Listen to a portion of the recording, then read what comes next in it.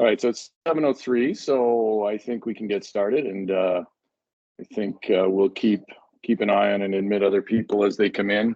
I'm gonna just open up the chat as well so I can see that. So first, thanks everybody for joining us. I'm actually at the Junior Men's and Junior Women's Nationals in Eau Claire, so the officials were nice enough to let me use their room. So if you see people in the background, that's who that is, our great officiating crew here. I'll just do a few updates and then we can open it up for discussion. First thing I want to update is the membership model update. So just in terms of numbers at the moment, as of, about 4 hours ago, we stand at 18,826 members, 1,327 competitor memberships, 16,213 basic memberships, 118 coach memberships, 10 gold memberships, 33 premium memberships, and 726 youth memberships. So our projection, which was, we were trying to be conservative, was 12,000 on the basic side. So we're a little more than 4,000 over that, which is encouraging. Our total projection number was about 16,000, so we're at 18,826. If there's anything we learned from year one, it's that we may need to reconsider how the gold and premium memberships and what those offerings are and how we can improve those so they appeal to a broader cross section of people. But overall, we're really excited about the support from the curling community and happy that it was, by those numbers, we've reached our projections or exceeded them, which has been great. So good news on that. I want to touch on some of the championships and thank the host clubs we've had so far this year: Curl Masabi, Fort Wayne, Rock Creek, all the tri-state area clubs that helped us out during the Nationals in New Jersey. They were certainly a big help at that event. Traverse City Curling Club, Circle City, Heather Curling Club in Mapleton, Eau Claire, where we are right now for the Junior Nationals. And we'll still be heading to Fargo Moorhead for the Club Nationals, Denver for the Mixed Fours, and Chaska for the 5 and Unders. So appreciate all those people. I think, we've had great partners this year, and we appreciate all their efforts. We have all 2025 host sites confirmed for next year, apart from College Nationals, which we're hoping to find an East Coast-based site for. They like to move it back between the Midwest and the East each year. We have a number of sites confirmed for 26 and 27. We've arrived at a couple of at our trials choices, so we'll be announcing those shortly. So we're excited to be able to lock in as many of those and be able to plan further in advance than we have before. Peskoff, the Bill Peskoff Athlete Outreach Initiative. I just want to touch on that quickly. We've had 11 events at clubs: Denver, Brainerd Lakes, Utah Olympic Oval, Last Chance, McCall and Idaho Triangle, Dallas Fort Worth, Circle City, Sioux Falls, Bowling Green, and Cape Cod. And the athletes who've attended those include Corey Dropkin, Becca Hamilton, Ben Richardson, Tom Howell, Sidney Mullaney, John Landsteiner, Tara Peterson, Leah Ybarro, Chris Plies, and Laura Dwyer, who just, our most recent one was a para athlete outreach initiative event at Bowling Green. So many thanks to the clubs that held those. We did a lot of different things at them, and I think most of those clubs would say they found them successful. I encourage you to reach out to any of the clubs that had them to see what their experience was like. But there were media days, there were founders dinners, there were clinics, we had instruction. Some athletes were on a podcast, some athletes were just attended a Bonspiel. We had fundraising kickoffs. So more than anything, I'm grateful to the athletes and the clubs working together on those things. So I think it's a testament to the quality of the people who play our game at the highest levels, that they're willing to take those things on and just really commit to them and do a good job. So much appreciated. Web streaming, I have some updates on that. We are going to have some web streaming of the 5 and Under Nationals. That is at Chaska. They don't have an in-house streaming setup, so it won't be with Curling Stadium, but we will stream some games there. And thanks to some people who've helped fund that effort, much appreciated. Overall, I will just suggest to everyone, remind that web streaming isn't inexpensive. It's a pretty significant investment for us to web stream the men's and women's, the juniors, men's and women's, and the mixed doubles. As I've always said, we would like to stream as many championships as resources allow. We're not quite there yet to web stream everything. So we did some crowdsourced fundraising for the 5U and reached out to some donors on that. So that was helpful. We will be streaming the club nationals, but it won't be the full curling stadium setup with a feature game. But Fargo Moorhead does have the curling stadium set up in their club. So we'll have good streaming from that. So I just think looking forward, it's certainly popular and something we want to continue to do. And we love to do it, but it's not without expense, and we have to manage those expenses going forward. The other two things, well, first related to Club Nationals, the Everest Challenge was announced. That's going to be 2 nights on CBS Sports, September 17 and 18, I think. It looks like it'll be 7 p.m. Eastern on both those nights. One night will be our women's Club Nationals champions against Canada's, and the other night will be our men's club champions against Canada's. So grateful to Everest for backing that financially. We're a partner on it, but they're really the dollars behind it. So much appreciated there. And the actual event will be done or will unfold at Rock Creek in Lafayette, and they'll do the production from there as well. So also grateful to Sean and Mimi Stevenson at Rock Creek for their continuing support of events and willingness to bring things like that there. It will be quite a production, so we're looking forward to that. We've had 3 club council meetings and feel good about the progress. We have a few tech issues to work out on Teams, but in terms of the conversation and the dialogue, I think it's been really helpful. And I encourage you, if you're with a member club that hasn't been sending a representative, to send one. I think the last one we had well over 80 people on it, so we're pretty happy with that and continue to hope to make that a good source of dialogue between the organization and our member clubs. The Arena Club Working Group continues to do good things. We've worked with them talking through a site for Arena Nationals next year, which we should be announcing either this week or next. And then we are in the midst, and I'm grateful to Craig Perry, our Chief Operating Officer, because we're in the midst of a USOPC audit, which is something they're doing with all national governing bodies. And what I will say with that is it's certainly time intensive and resource intensive. But overall, if you look at our organization compared to others, I think it's fair to say there are things we do better than other NGBs. There are things we do about as well as other NGBs, and there are areas where we need to improve. And the reality is that audit is all about that. It's the USOPC trying to find ways to incorporate some best practices with NGBs within the USOPC family. So I know that NGBs that went through it last year we're not thrilled about going through it, but we think it's been positive so far, and we're looking forward to continuing to work on that. And then the last thing and then I'll open it up for all discussion, was just our, the GNCC conditions that they outlined to their clubs, the GNCC clubs, and shared with us at the same time. So we did put out a response on our site.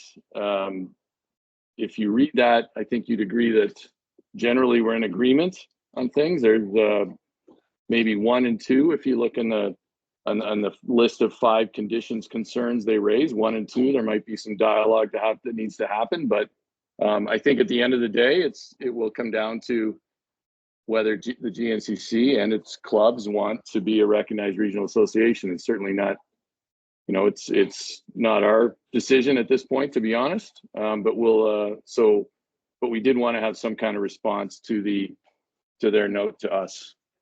So with that, I'll turn it over to the group for any questions. I'll quickly look in the chat.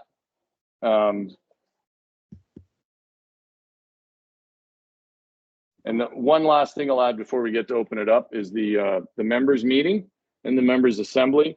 That's scheduled for August 9th to 11th.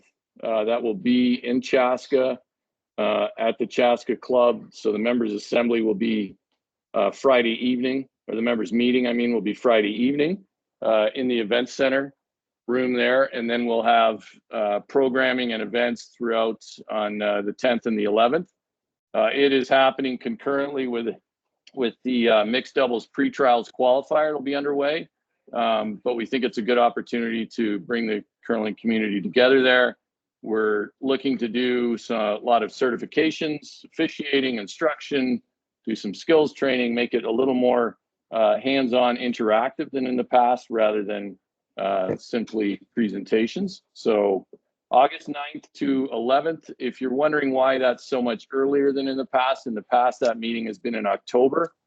And what we've come to realize is that October is a busy month, of course, for people who are active in their member clubs and makes it difficult for them to attend. It's also a busy time of year for people who are competing in October. So we've moved it into August. We're going to try this date and we hope it frees up people who, you know, are among our most dedicated people in the curling community so they can attend. So we'll have a more announcement on that coming out, but that's the plan on that. So with all that said, I'll stop talking and open it up, and I'll open up the chat and see if anybody has anything they want to discuss with the group or with me.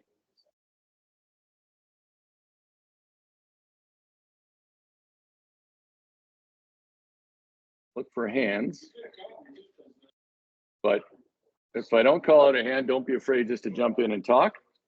I know our chair, Brett Jackson, is on as well, so thanks to him for joining. Brett and myself and World Curling representatives will be headed to the Men's Worlds in Switzerland for a few days for meetings there.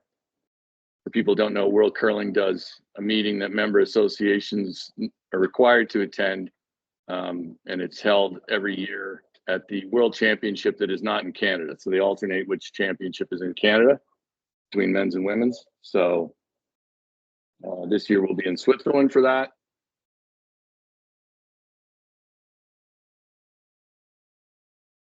Trying to see who's on here, who I can, I see Cliff, I see Bernie. Bernie, are you going to Switzerland? No? Unfortunately not. I don't think I can get the time off.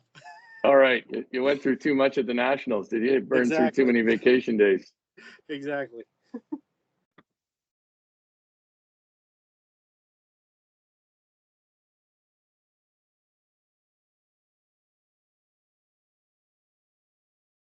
See Jonathan Lee's on. Jonathan's been a great contributor in the Arena Club Working Group. Appreciate his work there.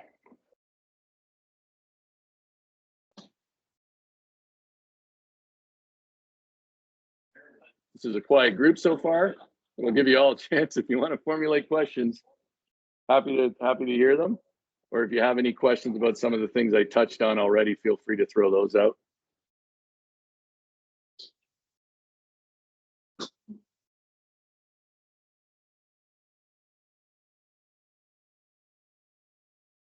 I was worried I wouldn't be able to see much of the 8 o'clock game here, but it looks like I will.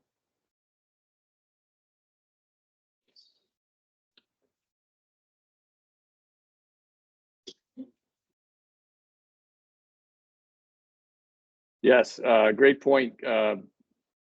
Katie Feldman from Wine Country. So with the Arena Nationals now, there is a play-down process that regions run. And Katie's point is that for many arena clubs, they need some help from DI clubs to run those play-downs. We do still need, we have to plan at the moment for at-large play-downs for next year. So we do need an at-large play-down site for Arena Nationals. So the other thing that the arena clubs are looking at would like to do is a qualifier bonspiel. And we have had some early discussions with clubs about possibly hosting that bonspiel. That would be a bonspiel just for arena clubs. And the winner of that would get a spot at the Arena Nationals in 2024 because they're in the fall. So the hope is that we can find a spot for that, possibly a club that has recently made the journey from being an arena club to a dedicated ice club, and have another spot in the Nationals through that avenue.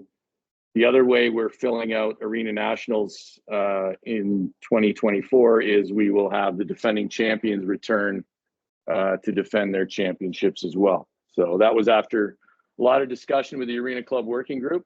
If you know, usually with the 12-team formats, 12 women, 12 men, the host club gets a spot. With the Arena Nationals, when they're in a dedicated ice club, there's obviously there's no reason for a host club spot. So having a Bonspiel winner and the defending champions return made a lot of sense. On that note, one of the things that has come up, and it came up in the last club council call, is why the Arena Nationals aren't held in an arena. And fundamentally, I'll tell you the reason is financial.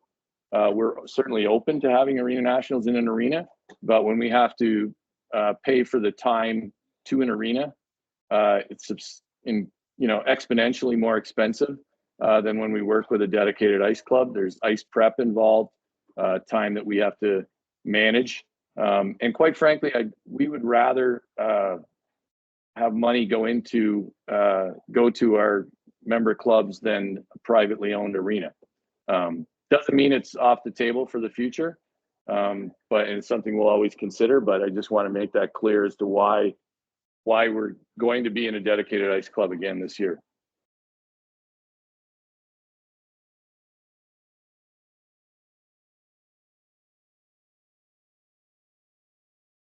So Jim Ridenour asked, if nobody else has anything, is there any more that can be shared about what gave rise to the points conditions that were presented having to do with GNCC rejoining the family? Jim, just for clarity, do you mean why did we fashion a response, or was there what gave rise to the conditions concerns that the GNCC presented? I know Kristen's on as well, so.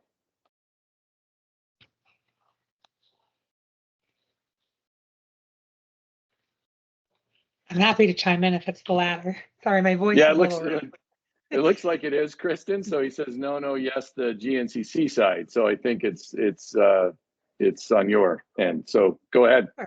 Sure. So I apologize. I'm calling off of House of Hearts, so my voice is really rough. You're probably not the only one with a rough voice after the House of Hearts. No, definitely not. That's a great event, by the way. If you haven't been, it is fantastic. I'm gonna do it again next year for sure. So in terms of the points and conditions, basically obviously there were plenty of events that led up to what happened in 2023, and I'm sorry, 2022, I guess at this point.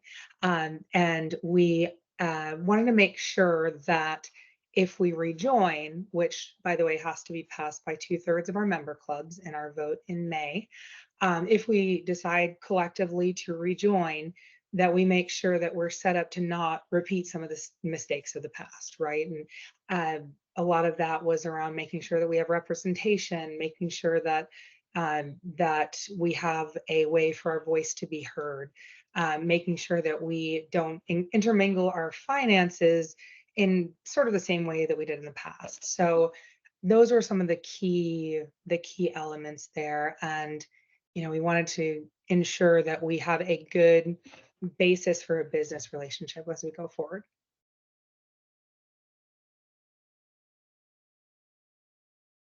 Thanks, Kristen. Sure.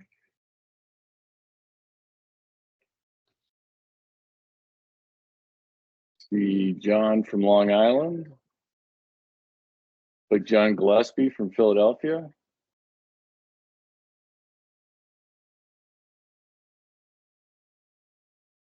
I will say, if you're with the USA Curling member club, I think, John, you're your club council representative, correct? Yes, I am. Yeah. So one of two. One of two. I'll just suggest, if you are a member club and you haven't sent a club council representative, first, we'd appreciate it if you did. And then second, I think it's beneficial. I think actually the order would be flipped. We're going to have some discussions coming up about the voting at the members meeting and how to make that as efficient as possible and make sure that all voices are heard. A lot of that will go through the club council and communications with that group.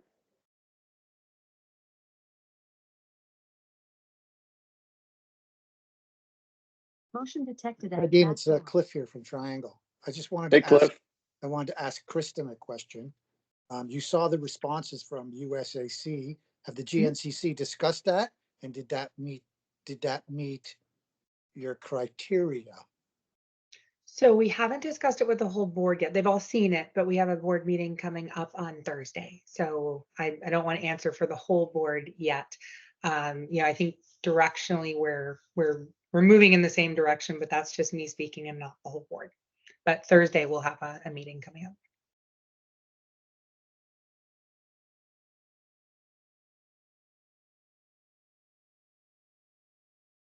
Thanks, Cliff. This is, I joined the GNCC meeting in October and had a lot of questions directed at me, Kristen. So I guess it's, we're doing the opposite here. Yeah. Yeah, I definitely don't want to take over, so feel free to. No, it's fine.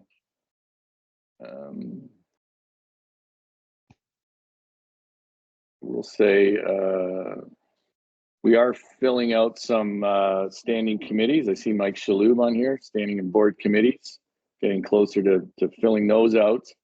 So we'll hope to have some announcements on those shortly. We do have the spring board of directors meeting of USA Curling this year. We decided to have it in Denver, well, in Golden, Colorado. So we're going to have it during the Mixed Fours Nationals. So good opportunity for the board to meet during one of our events. And we're also, because we're in Colorado, we're going to have Brett has lined up a visit from Sarah Hirschland, who's the CEO of the USOPC. And we'll have someone, not Rocky Harris, he's traveling, but we'll have someone from the sport performance side as well. For anyone who's interested in that, there are some, Rocky Harris is probably, I guess, about a year in his role. So he has changed some of the ways that funding happens. Not, I don't think, in any significant, well, I won't say it's insignificant, but they have a different process now, which is probably fair and comprehensive. A few more people that review everything. So we'll be engaged in that through April and May with the USOPC. And obviously we're, I think Team Peterson really, performed well at the Women's Worlds. It's a tough, international events are really tough right now. So we ended up 7th, tied for 6th, but 7th by the tiebreaker process, just out of the playoffs. Just so you know that in terms of Olympic qualification, that puts us sort of on the bubble, but the Olympics will qualify 7 teams from this year of World Championships and next to qualify 7 teams from these 2 World Championships. Italy gets in as a host team, and then 2 more teams will come from a qualification event prior to the games. And if you'll remember, the last games, Chris Plies and Vicky Persinger got our mixed double spot through that qualification process. In 2014 games, John Schuster got our spot through that qualification process. Obviously something all our players or the organization wants to avoid, but I will just say to everyone that I have nothing but empathy for our players that go and represent the United States, because it is high stress, challenging, and there are no soft touches at a world championship anymore. It's different than when I played one in 2012, that's for sure. And I felt that pressure then. So I really want to thank our teams for when they go and put in that effort. It's not easy.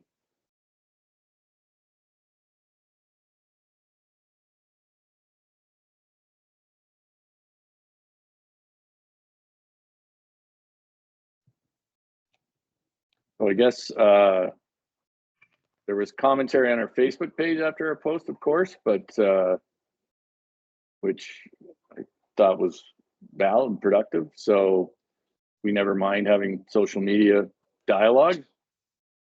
But I don't know if anybody who's posted on social media wants to share anything that they posted there here with this group.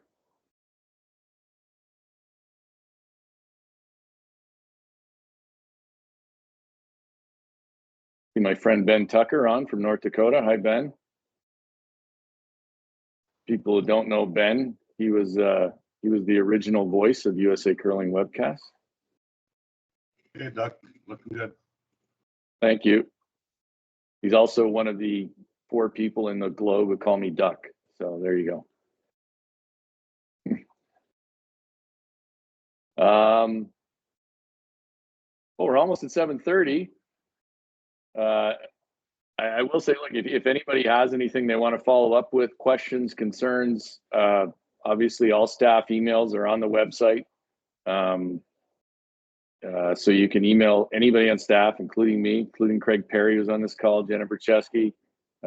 Also the info@usacurling.org emails go to a number of us. So happy to have any feedback there. There is, we are working on a couple things in terms of a survey that was going to be entirely voluntary, but about participation in curling within USA Curling. We'll have an announcement about that. There'll be a form. And just so this group knows, the reason we're looking for some of that kind of data is when we go into sponsor meetings, which we go into a lot. Sponsors are, especially more sophisticated brands, they will ask the questions related to, data that we have on participation. So again, we'll have this survey up. It'll be entirely voluntary, and basically a basic demographic survey. We'll announce that shortly. But again, the reason we're looking for some of that information is to share with sponsors, because other sports have that. And obviously brands that are larger and have more money are more sophisticated, and they rely on that kind of data. So we have had some good sponsor meetings. I never want to get too excited about any until we can announce some, but had some that are promising.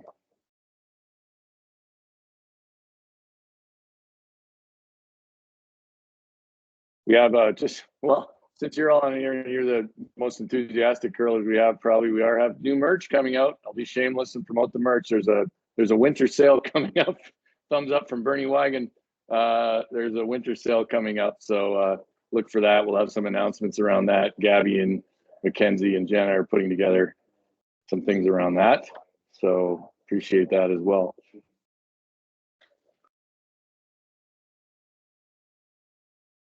With that, if it's 7:30, I never like to curtail these conversations, but if there's nothing else, I'll probably wrap it up so I can give the officials their room back. But appreciate everyone's time. I will say I've had meetings recently with Rochester Curling Club over the weekend, Kansas City Curling Club, some others that are, some newer clubs that have never joined USA Curling. So if you are from one of those clubs, or if you know someone from one of those clubs and they want to meet, I'm always happy to meet and have a discussion. So barring any further comments or questions, I think I'll give everybody their evening back, and I'll go watch some junior curling, which I will say to everybody on the call, the level of play here this year is as high as I've seen it. So it's been exciting. And I hope that we've had a couple glitches with the webcast, but I think we're working through them, and I hope you're enjoying it if you're on there. All right. Thanks, everybody.